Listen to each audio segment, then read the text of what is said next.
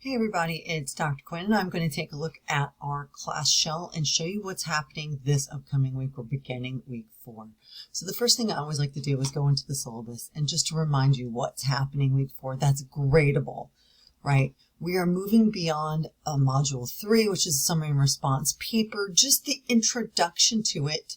And we're continuing working on that summary and response paper in week 4. So as we finish module 3, which is week 3, you'll see that you had discussion post and responses due, and you also had a submission of finding those main ideas. And so let's take a look at that information. The finding main ideas, finding main ideas is the reflection log and then the discussion. So these are the things that you'll be submitting this week. And then, not this week, excuse me, tonight. And then now you're going to be moving into module 4.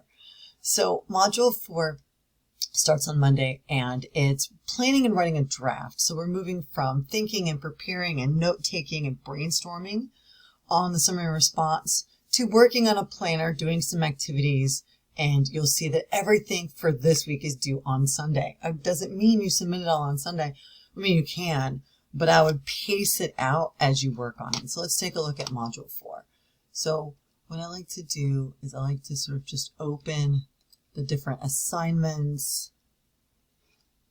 And let's take a look at what we've got. So in this module overview, it states that before you begin work on it, remember what you've done so far. You read Mann's Why I Use Trigger Warnings, and you're responding and reflecting on it, right?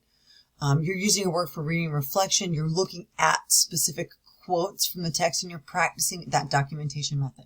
So the quotes from the text must be accurate. You cannot change any of the wording inside of the quotes. You must have quote marks and so on and so forth. You must name your author, and you want to have a works cited to go with it as well. If you look at the practice that you've seen from some of your peers' posts and the discussion board and your ideas there, you can see sort of how you're developing this. On the right-hand side of this page, you'll see a little sort of 1-minute video discussion or audio discussion here.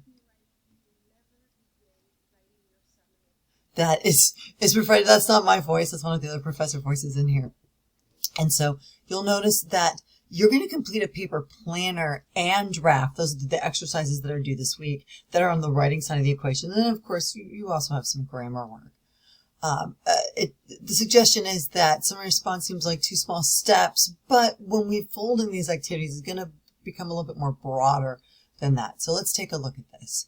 So for 4.2, this assignment is related to the summary and response, and you're going to be planning, and that's why it's called a planner. Okay, you will be asked to go back and look at the actual overall assignment so you can see how the planner helps you with that. You're going to access the article because you're going to be borrowing specifically from the article, and then you get this link to the paper planner. Remember, when you click on it, you will choose Make a Copy. Once you have this copy, I'm going to recommend that you download it as a Word document. So you download and Word document. Then you can use it and you can write to sort of fill in the blanks. You'll notice, don't leave the brackets. The brackets, you replace the brackets with the specific information that reminds you how to borrow adequately by naming your source, by using summary, and so on and so forth. So you're going to be filling in a summary and a response to each of the different main ideas you have. And then, of course, you're going to write a conclusion, and you're going to build a works cited entry. This is basically showing you what it looks like. The only difference with this and how you'll do it in like MLA or AP style is set up a hanging indent. And that's a little bit harder to do in a Google Docs, but for now, you want to see that you're going to specifically borrow this and add this, and as you do additional work in English 111, you're going to expand beyond this. And so that's writing 4.2.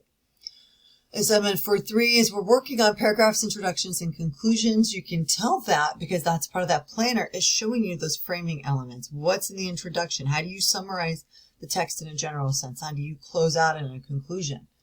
And how do you separate that from the main points and the arguments that you make? The minutia needs to be in the body paragraphs, right? So that's what 4.3 will do for you. 4.4 is about practicing with quotes, and this is so important that your quotes are accurate. that you're not using AI to do this. AI does not know how to do this, and it makes quotes up. And if quotes are made up and AI is found, the student will probably fail the class. You don't want to do that. So take a look at some of the course readings, right? And take that quiz. And then when you're ready for it, you just click on it here.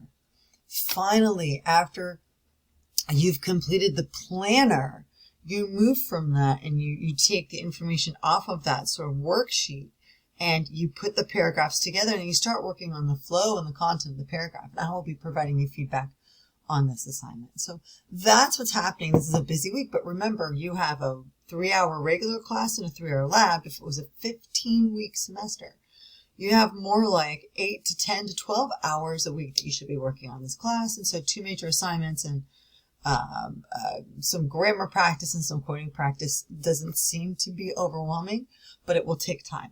So if you have questions on this, don't hesitate to reach out and to let me know, and I look forward to seeing your work this week.